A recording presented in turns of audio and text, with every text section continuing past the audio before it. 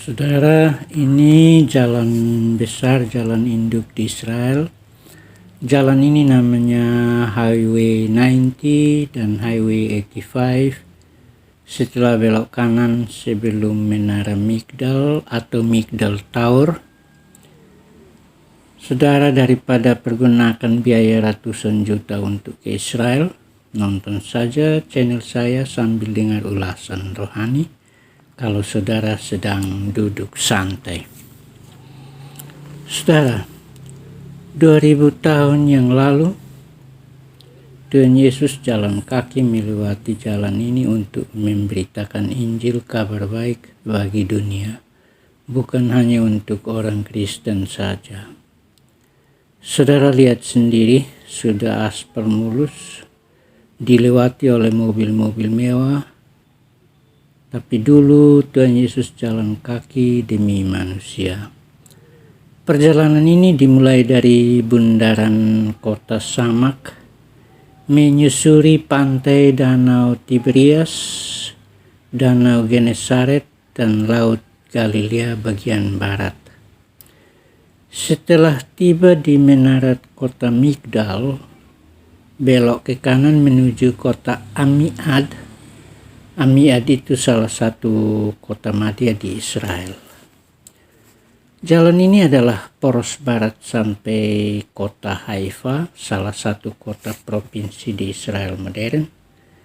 Jika saudara ingin ke ibu kota negara, yaitu Tel Aviv, harus belok kiri di kota Haifa dan masih puluhan kilometer lagi baru saudara tiba di Tel Aviv, yang kalau di Kisah Rasul pasal 8, Filipus berkhotbah di Asdod, dan Asdod itu berganti nama menjadi Tel Aviv.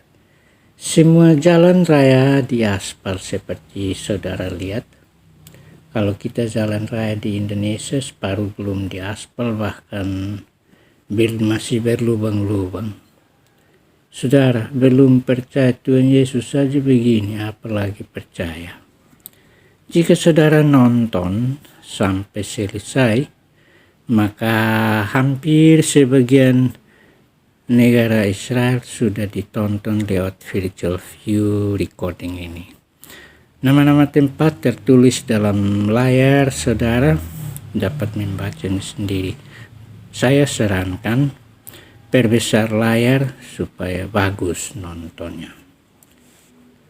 Saudara, sambil menikmati tontonan ini, saya dengan sangat rendah hati dan meminta tolong kepada saudara semua untuk mendengarkan suatu ulasan dengan tema berlatar belakang pemandangan ini, yaitu mau hidup kekal, maka masuklah lewat gang sempit. Saudara, saya ingin perjelas bahwa jangan samakan khotbah dengan ulas. Khotbah 1 menit pun bisa, karena hanya berisi doktrin dan perintah dan tidak butuh referensi. Itu otoritas pengkhotbah. Contoh khotbah di bukit dan lain-lain, khotbah di gereja, khotbah di mana-mana dan lain-lain. Tetapi ulas itu artinya mengekspos, artinya menyingkap, artinya membawa ke permukaan dengan bukti-bukti dan fakta-fakta. Fakta-fakta berarti butuh penelitian dan butuh pembanding, dan minimal waktunya 30 menit kalau mau ulas satu tema. Oleh karena itu saya akan ulas satu tema lagi dalam 2 segmen, yaitu pemahaman teks atau konteks, sebab ada beberapa bagian Alkitab tidak bisa copot ayatnya karena konteksnya beda. Yang kedua adalah jalan sempit atau gang sempit atau pintu sesak, dan saya akan ulas 2 segmen ini dalam beberapa menit ke depan. Saudara, untuk melengkapi tema ini saya akan kutip Lukas 13 ayat 22 sampai 30. Lukas 13 ayat 22 sampai 30. Lukas 13 ayat 22 sampai 30 ini berbau konteks, karena itu saya akan menjelaskannya per ayat, tidak secara keseluruhan tapi per ayat. Saya bacakan. Kemudian Yesus berjalan keliling dari kota ke kota dan dari desa ke desa sambil mengajar dan meneruskan perjalanannya ke Yerusalem. Ayat 22 ini jelas, tidak perlu penjelasan. Ayat 23. Dan ada seorang yang berkata kepadanya, Tuhan, sedikit sajakah orang yang diselamatkan? Saudara, banyak dokter teolog mencari tahu siapa orang ini, dan mereka katakan itu Lukas. Saya setuju itu Lukas. Kenapa? Karena Lukas adalah seorang tabib. Dia berjalan dari desa ke desa, kota ke kota, cari pasien untuk cari uang. Sedangkan Yesus jalan dari kota ke kota, desa ke desa, sambil mengajar. Jadi dua-dua ini misinya berbeda. Ketika Lukas bertemu dengan Yesus di suatu tempat, dia merasa kagum karena dia bawa alat pengukur tensi darah, alat tes segala macam, obat segala macam. Dia tes dulu tekanan darah baru kasih obat. Yesus hanya ngomong saja orang ini sembuh. Dia kagum setengah mati. Di dalam hati Lukas, ini bukan manusia biasa, ini pasti dewa ini. Sehingga Lukas selalu membuntut-buntuti Yesus kemana Yesus pergi, karena dua-dua misi kerjanya sama. Satu sembuhkan orang dengan mujizat, satu sembuhkan orang dengan alat medis. Dua-dua beda tujuannya di situ. Nah, oleh karena itu karena dia yang bertanyakan ini pada Yesus, maka Yesus tahu apa yang ada di dalam hati manusia, maka Yesus mengajak dia untuk mengikut Yesus dan dia mau. Tetapi untuk memilih yang angka 12 itu Lukas tidak masuk lagi, karena Lukas punya kepentingan lain, yaitu cari uang.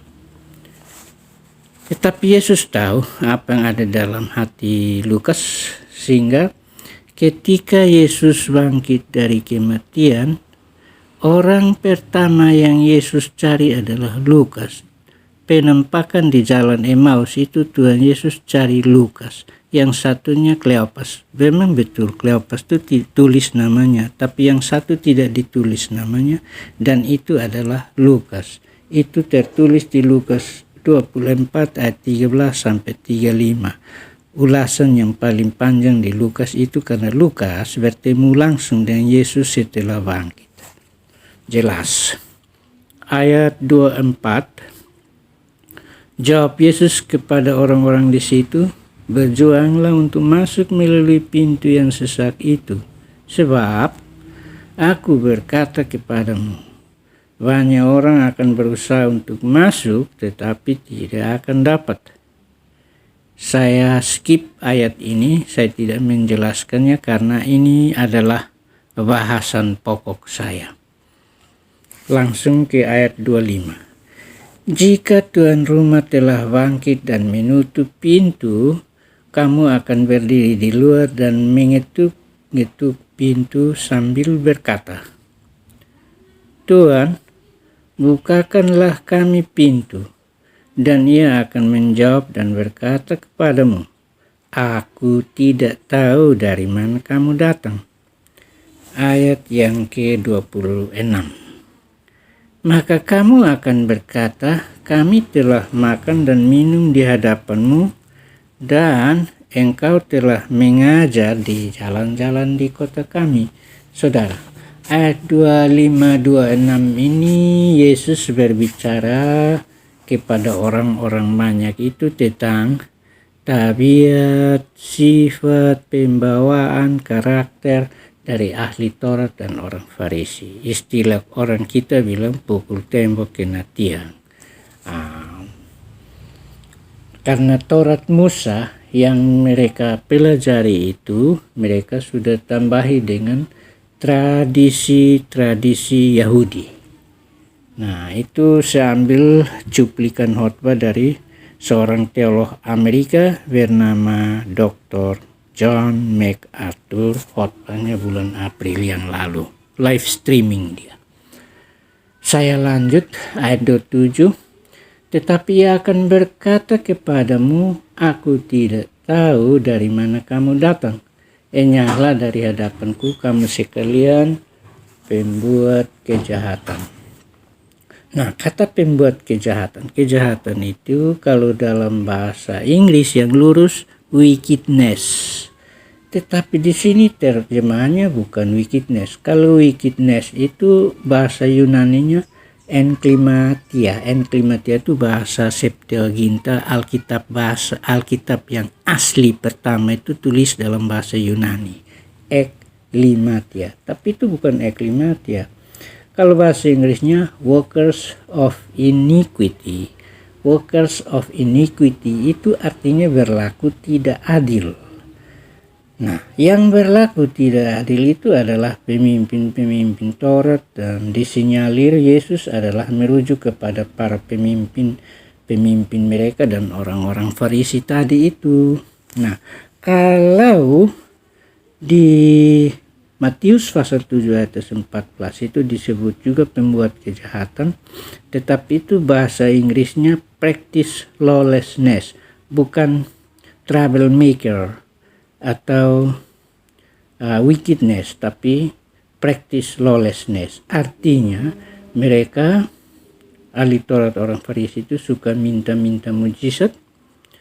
Matius 12 ayat 4-38. Terus ahli-ahli Taurat itu minta Yesus menghukum perempuan berzina, Yohanes 8 ayat 3-11.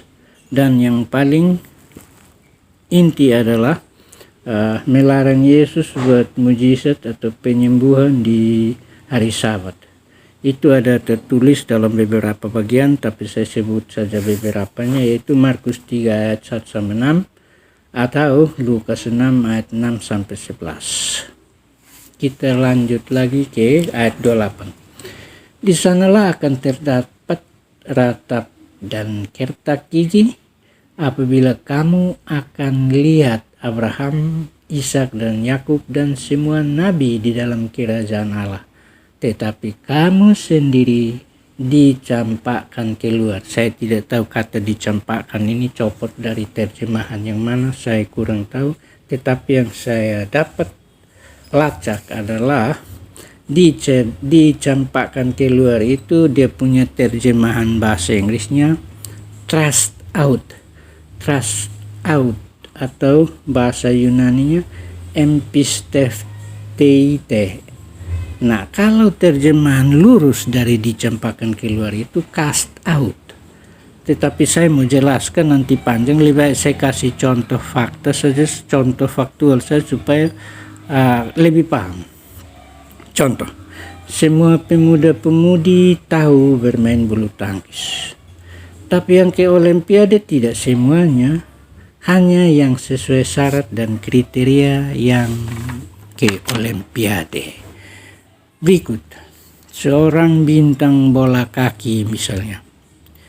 Dia tidak bisa kita utus dia untuk bermain bulu tangkis di tingkat Olimpiade. Kenapa? Karena tidak cocok dengan keahliannya. Memang dia dilatih, dia juga bintang, dilatih bisa, tetapi tidak pas untuk dikirim ke Olimpiade.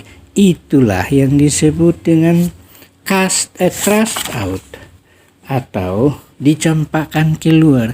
Dicampakkan keluar artinya lu tidak masuk karena tidak pas dengan kriteria yang kami butuh. Itu bahasa Inggrisnya thrust out.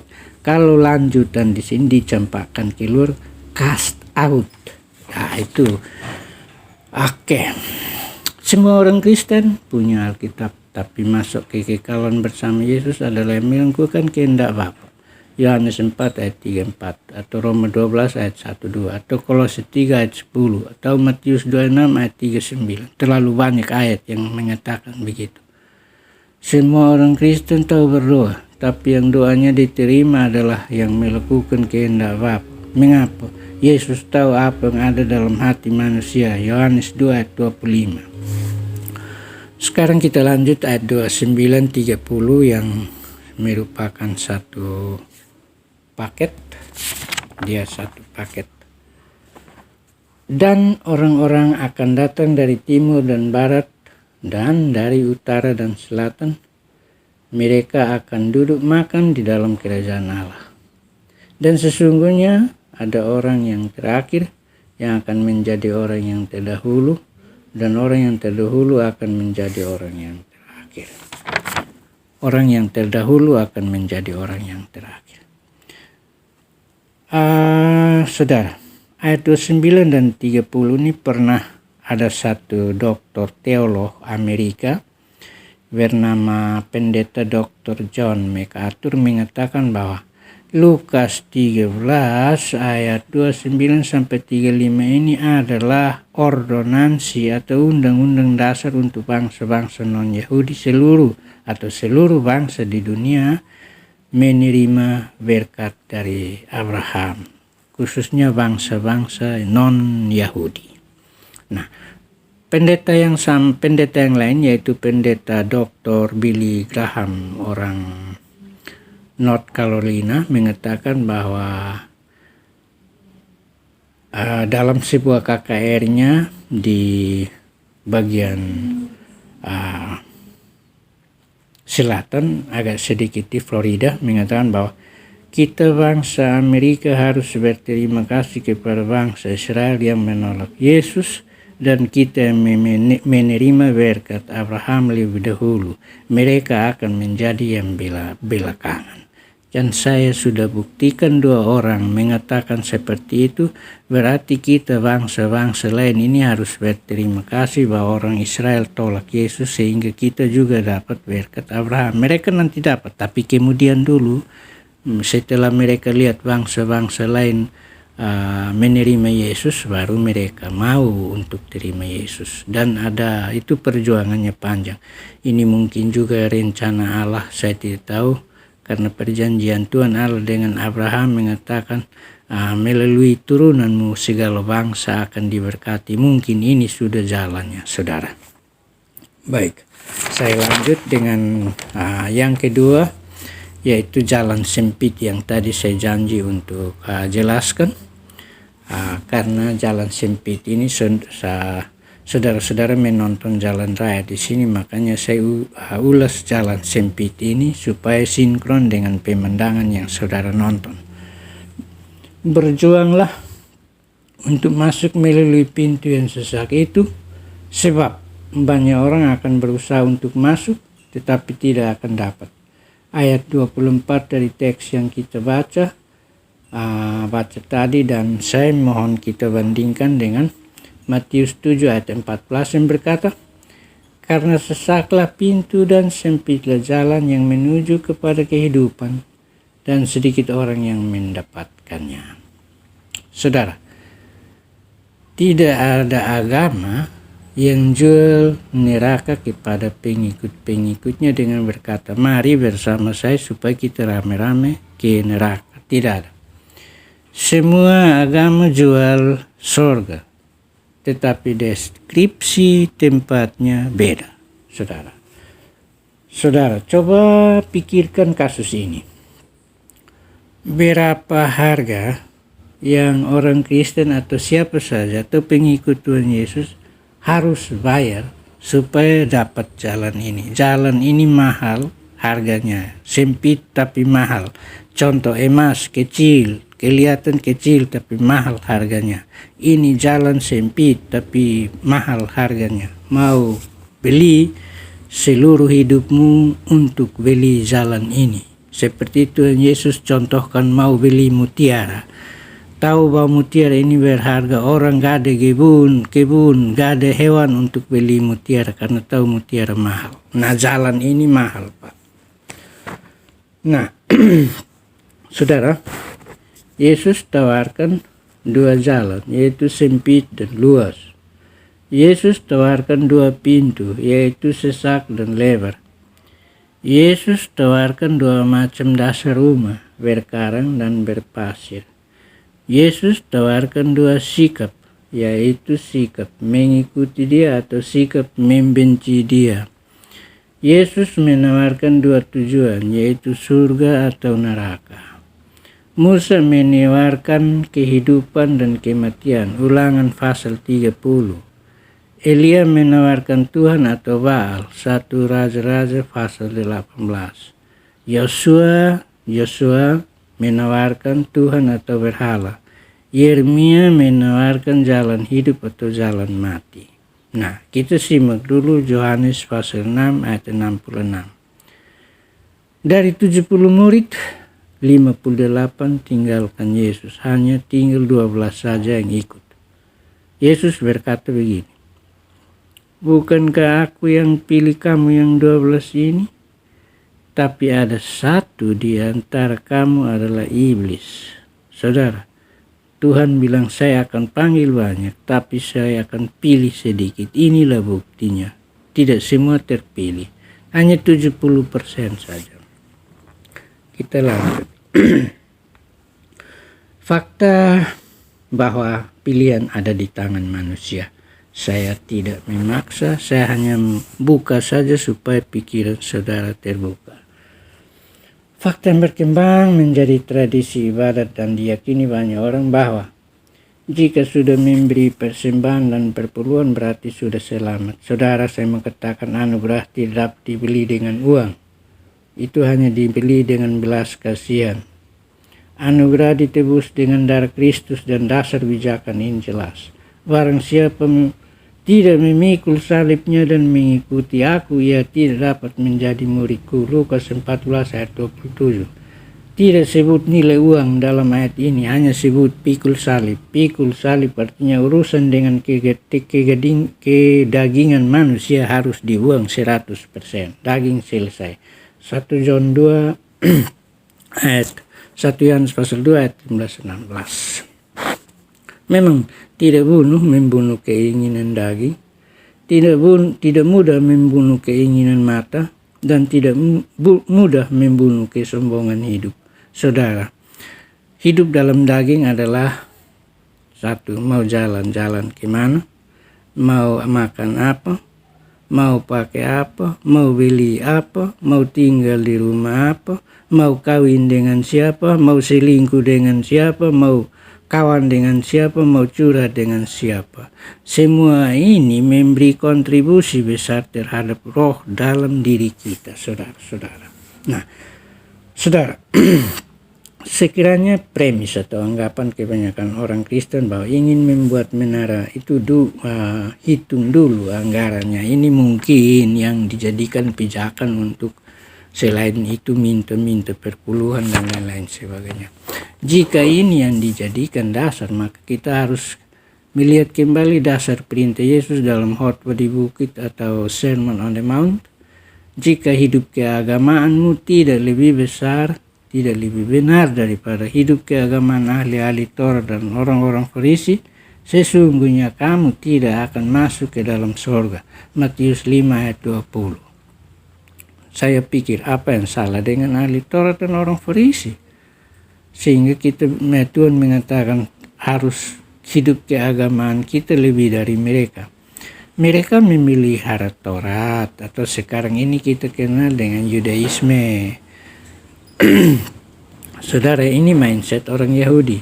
Mengalih bahasakan dari mindset atau pemikiran orang Yahudi ke dalam bahasa Yunani atau bahasa Perjanjian Baru pertama amat sulit.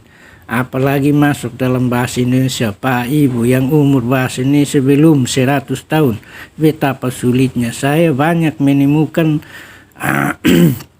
tulisan atau terjemahan yang tidak cocok dengan bahasa Inggris atau apalagi aslinya. Makanya saya harus pakai 3 bahasa untuk menjelaskan. Itulah dasarnya, saudara. Nah, hidup keagamaan itu kalau bahasa Yunani aslinya dikaiosune. Bahasa Ibrani aslinya sedekah, artinya berbuat amal, memberi sesuatu kepada unsur roh dalam diri kita, saudara. Jika inilah dasarnya, maka apa yang membuat ahli Taurat dan orang Farisi tidak beramal? Saya tidak tahu sampai dengan hari ini, karena memang tulisan di Alkitab tidak terlalu terinci. Banyak orang, saudara, termasuk saya, meneliti ayat ini dan belum sampai kesimpulan akhir. Saya belum setuju dengan tulisan-tulisan yang ada, namun hipotesa sementara yang saya punya adalah kita tidak dapat menukar anugerah dengan hanya amal, sedekah, atau memberi uang. Ini agama lain juga bisa, Pak, Ibu. Bukan hanya kita saja, agama lain juga bisa. Dan tetap hidup dalam keinginan mata, keinginan daging, dan kesombongan hidup. Karena kata pikul salib tadi artinya dalam, maka kita tidak masuk lewat gang ini, saudara. Nah, tapi masalah yang berkembang adalah kita tidak bisa berdiri antara dua, antara Taurat dan anugerah. Kalau mau Taurat, ya Taurat lah. Mau anugerah, ya anugerah lah. Kalau mau Taurat, silahkan ke Israel untuk belajar. Kalau mau anugerah, ya ada tertulis dalam perjanjian baru. Kita tidak bisa kocar-kacir Taurat dengan anugerah. Ini menurut saya, lo silahkan mau terima atau tidak, ini menurut saya. Karena Matius 23 ditekankan tentang keadilan, welas kasihan, dan kesetiaan. Nah, keadilan itu apa? Keadilan itu contoh di dalam perjanjian lama, itu perjalanan Musa ke tanah Kanaan itu, dari memimpin bangsa Israel dari Mesir ke Kanaan, itu mengenai keadilan, yaitu pungut mana itu sudah ditentukan adil. Kalau mau untuk sampai dengan hari Sabat, maka harus pungut 2 kali lipat. Itu namanya keadilan. Justru menolak anugerah lah bangsa Israel dibuang ke segala bangsa-bangsa di dunia selama hampir 2000 tahun. Nah, menurut saya apa yang salah dengan Yudaisme? Ini, saudara, ini ulasan ini panjang sekali. Saudara, masuk kekekalan bersama Kristus itu urusan masing-masing. Saya tidak terlalu mendikte, saudara, hanya membuka pintu untuk saudara pilih. Mau lebar, sempit, silahkan. Contoh, keluarga Lot keluar dari Sodom ketika Sodom harus dimusnahkan. Kata mana malaikat penolong kepada keluarga Lot, jangan menoleh ke belakang. Pertanyaan saya, apakah istri Lot tidak dengar perintah ini? Istri Lot mendengar, Pak. Tapi persoalannya, ibu Lot ini tidak setia, tidak disiplin, dan tidak tanggung jawab atas anugerah cuma-cuma yang diberikan. Kejadian pasal 19, cerita lengkap tentang tabiat keluarga Lot ini saat keluar dari Sodom. Fakta selanjutnya, banyak yang beranggapan bahwa kalau sudah ada dalam kelompok pendeta berarti selamat. Suka ucap selamat lewat WhatsApp, suka cari muka, ya macam-macam lah. Tapi ingat, saudara, saya kasih ingat, hari ini catat. Pendeta sekalipun belum tentu ditarik dari atas. Dari buahnya kamu kenal dia. Saudara, 70 murid, 58 bangun lari, tinggal 12. Itu pun satu iblis, kata Tuhan Yesus. Tuhan Yesus tahu kita punya hati semua, saudara. Tidak usah kita ajar-ajar dia. Kita tidak masuk dalam kekekalan bergerombol satu-satu orang. Kan mati dalam keadaan tidak di menit yang sama, tidak di hari yang sama, tidak di jam yang satu-satu. Urus pulang sendiri-sendiri. Itu persoalannya. Nah, saudara, kalau mau pulang berarti lu uruslah bagasimu sendiri-sendiri. Kita tidak bisa jalan pulang bareng-bareng lalu tidak mampu tarik bagasi, maka kita minta bantuan pada orang lain. Nah, bagasi itu apa nanti saya kasih tahu. Tetapi saya mau kasih tahu ada satu penceramah Muslim di India Barat. Dalam orasinya dia berkata, di dunia baru nanti kita akan banyak bertemu bidadari yang cantik-cantik dan Arjuna yang ganteng-ganteng, hidup dalam nuansa kenikmatan yang tiada taranya. Dalam hal ini beliau berkata benar. Karena apa? Mereka masuk lewat jalan lebar, jalan luas, pintu yang lebar, pintu yang luas, dan bawa bagasi, saling bantu, membantu memindahkan bagasi.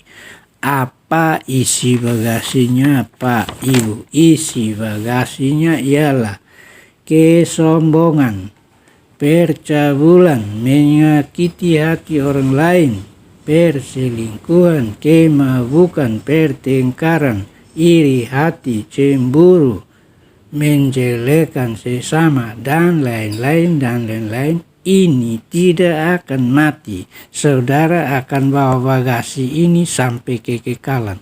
Tuhan tidak akan terima saudara kalau bawa jenis bagasi seperti ini. Oke. Ini akan berakhir di hidupmu kekal di lautan api setelah penghakiman. Matius 12 ayat 41, 42, Ibrani 11, dan masih banyak lagi rujukan ayatnya. Tapi hari ini saya tidak mau penghakiman, nanti lain kali. Saudara, kita datang telanjang, pulang pun telanjang. Itu yang dimaksud pikul salib, Pak Ibu, menyelipkan segala urusan yang bersangkut paut dengan hawa nafsu dunia. Itu kita harus salibkan semua. Saudara, untuk datang ke planet ini gampang sekali. Sperma bertemu sertelur dalam rahim perempuan selama 5 atau 10 menit selesai. Jadi satu manusia, entah itu laki-laki, entah itu perempuan. Tetapi urusan pulang sangat ribet, panjang urusannya. Saudara, fisik memang berkembang dari 0 tahun sampai 30 tahun. Tuhan Yesus saja 30 tahun baru berkarya. Berarti kesimpulan fisik berkembang dari 0 tahun sampai 30 tahun. Makanya umur di atas 30 tahun harus bersyukur bahwa saudara lewat ke umur kematian. Artinya sudah tidak masuk di kekekalan itu. Nah, roh bertumbuh setelah 1/2 umur. Satu sosok manusia bertumbuh lewat pendidikan, lingkungan kerja, lingkungan tempat tidur, pergaulan, informasi yang masuk, banyak melihat, banyak mendengar, dan lain-lain sebagainya. Banyak prototip atau tokoh-tokoh perjanjian lama, perjanjian baru yang kita pakai mereka sebagai patron. Patron itu apa? Patron itu contoh atau sampel hidup atau model hidup. Bagi ibu-ibu, ada Sarah, ada Ruth, ada Deborah, ada Esther, ada Maria Magdalena, dan lain-lain. Asal jangan seperti istri Lot, istri Ayub, istri Ananias, Safira, dan lain-lain. Bagi bapak-bapak banyak. Ada Yusuf, ada Daniel, ada Gideon, ada Sakeos, ada Bartimeus. Asal jangan seperti anak muda kaya di Matius 19 ayat 20. Yang tidak mau hartanya dikontrol oleh orang lain. Dia ingin bawa semua hartanya masuk dunia baru. Semua kekayaan harta yang kita ambil di planet ini, saudara-saudara, saya mau kasih tahu terus terang bahwa itu iblis punya. Kita harus buang semua di sini. Kenapa? Karena di planet baru yang Tuhan jelaskan itu, atau bumi baru yang Tuhan jelaskan itu akan lebih bagus. Dan bumi yang sekarang kita tinggal ini akan dihanguskan. Buktinya adalah 2 Petrus 3 ayat 10. Petrus sendiri yang berbicara. Petrus rasul utama, dan saya yakin itu dia omong betul. Oke, Yesus mengatakan, saudara memasuk ke pintu sempit itu, berlakulah seperti anak kecil. Di Markus 10 ayat 15. Yang roh dan jiwanya belum dikotori, masih bersih, berarti bersikap seperti anak kecil, berarti roh kita harus dibersihkan dari keinginan-keinginan daging, saudara-saudara. Nah, ada satu cuplikan cerita di koran. Itu berita itu ada di koran Australian Post tahun 2014 saya baca, tulisannya begini. Ada satu warga mendengar KKR dari Dr. Billy Graham dan mendengar khotbah-khotbahnya lewat radio dan televisi, dan dia menulis di koran lokalnya begini. Saya selama ini tidak tahu kalau selama hidup saya ada sikap saya, perbuatan saya, sepak terjang saya yang tidak cocok dengan yang dihotbahkan. saya sarankan, buatlah satu agama sederhana dan mudah diikuti. Karena sulit mengikutinya, maka saya mengambil keputusan untuk binasa. Terima kasih. Saya baca ini, saya geleng-geleng kepala, saudara. Nah, oleh karena itu, saya menutup khotbah saya ini atau ulasan saya ini dengan satu pesan. Kalau saudara ingin untuk bersama Yesus di kekekalan, pilihlah jalan sempit. Kalau mau seperti ini orang Australia menyerah bahwa saya pilih binasa, keputusan ada di tanganmu sendiri-sendiri. Mari kita berdoa. Tuhan kami, junjungan kami, terima kasih atas kejelasan firman-Mu bagi kami.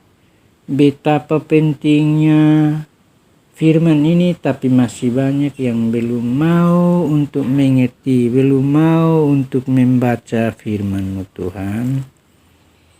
Hamba mohon agar kabar baik ini dapat menyentuh sedikit bagi jiwa-jiwa yang ingin mencari-Mu, dan supaya mereka mendengar berita dan ulasan ini, memilih apakah melalui jalan lebar atau jalan sempit. Yang cari jalan sempit, tuntunlah mereka. Dalam nama-Mu kami sujud memohon. Amin.